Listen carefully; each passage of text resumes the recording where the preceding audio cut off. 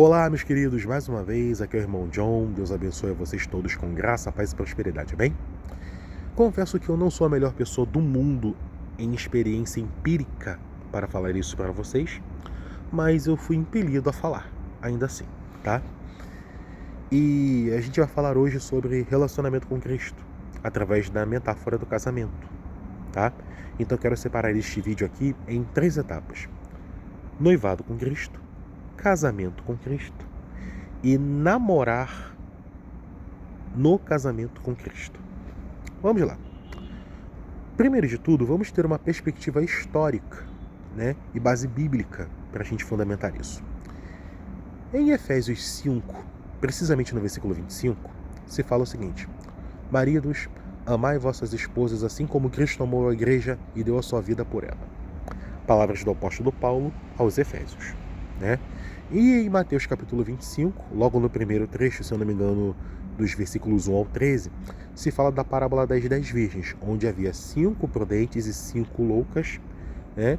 E as prudentes guardaram azeite consigo para o encontro com o noivo, as loucas não. Quando o noivo estava chegando, as loucas correram para comprar azeite, mas não havia mais tempo. E isso implica em quê? Não se busca azeite, que ali simboliza a presença do Espírito Santo, de uma hora para outra. Isso não acontece. Então, já é um recorte de um outro assunto que eu vou tratar em outro vídeo, é o seguinte: Jesus está vindo, vou buscar agora. Não dá. Porque o reino do céu não é só você abrir os braços, Senhor, me recebe. Não. É transformação. E transformação não acontece de uma hora para outra. A transformação acontece geralmente ou por aprendizado ou por trauma, tá? Ou por uma fé muito grande. Vou botar esses 3. A fé muito grande, por exemplo, ali o caso do ladrão da cruz, tá? Que ele passou a vida toda roubando, inclusive ele foi sentenciado à morte por aquele crime, né?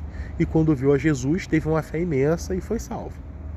A outra é o ensinamento mesmo, tá, gente? Quando você é educado ali no caminho que deve andar, até quando você crescer, você não vai se desviar dele, né?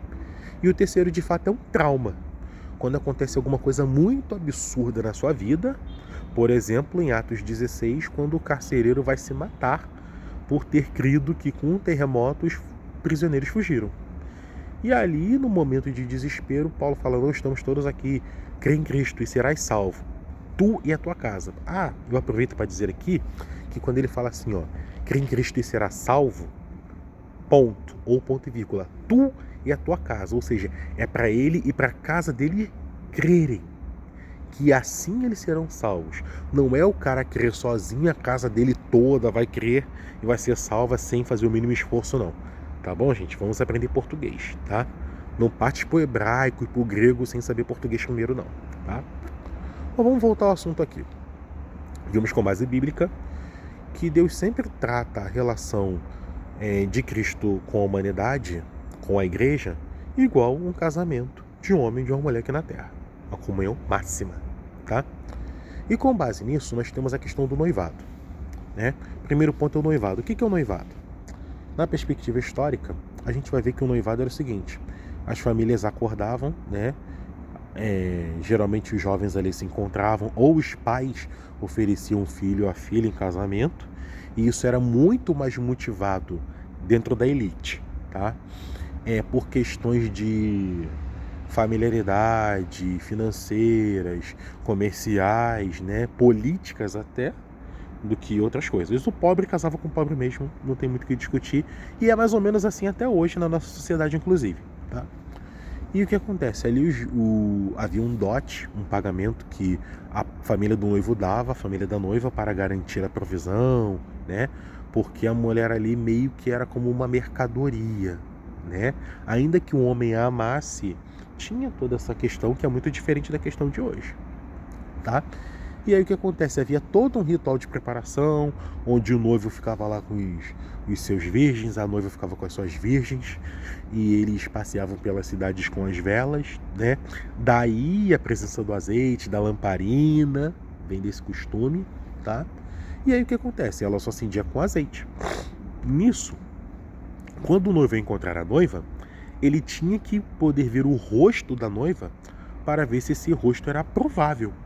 Se fosse aprovado, o noivo levava a noiva para a festa, né, para as bodas, ok?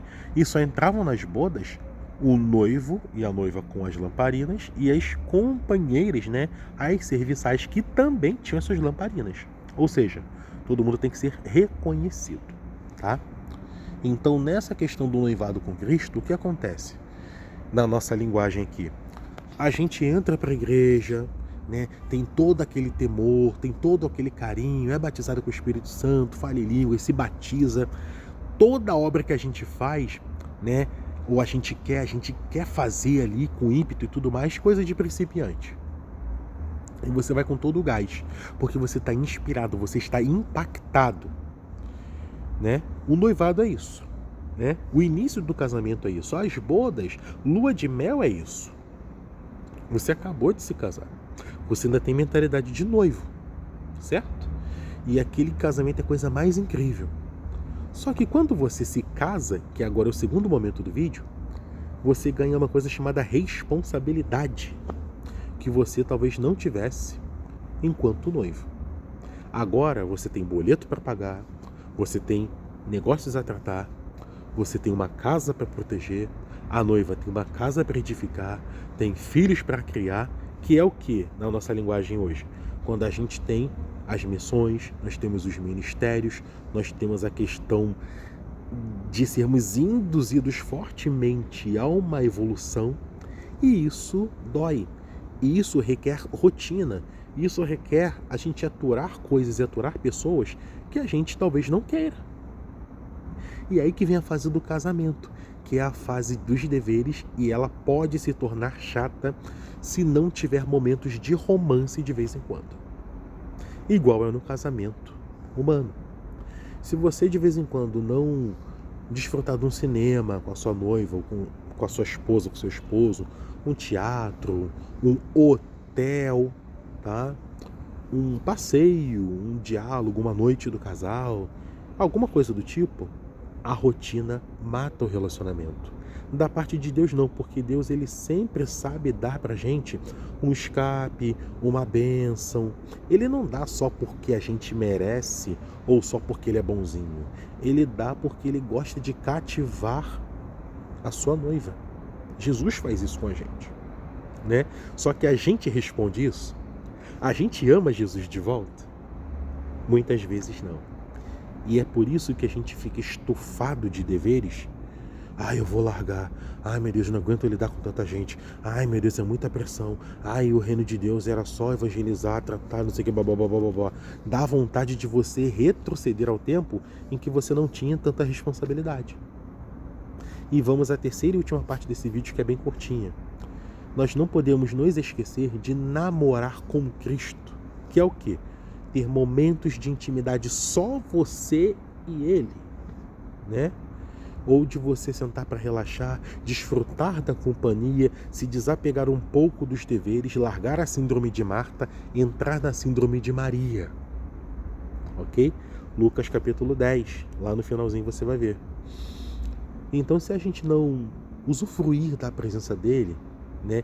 Se a gente não se ocupar muito, às vezes a gente se ocupa muito por uma questão da gente se sentir importante, ou porque a gente quer validação das outras pessoas, ou mesmo a validação de Deus. E Deus já sabe o que pensa a nosso respeito, coisas de bem e não de mal, para nos dar o fim que desejamos. Jeremias 19, 13. Aliás, Jeremias 29, 13. Entende?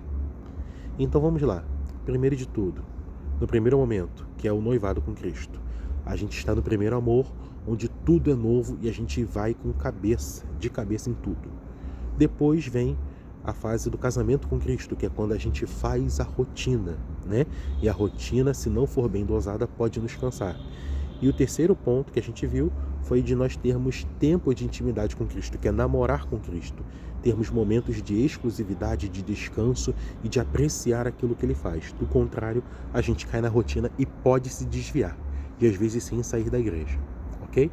Era isso que eu tinha que compartilhar com vocês, tá bom? Grande beijo, até a próxima.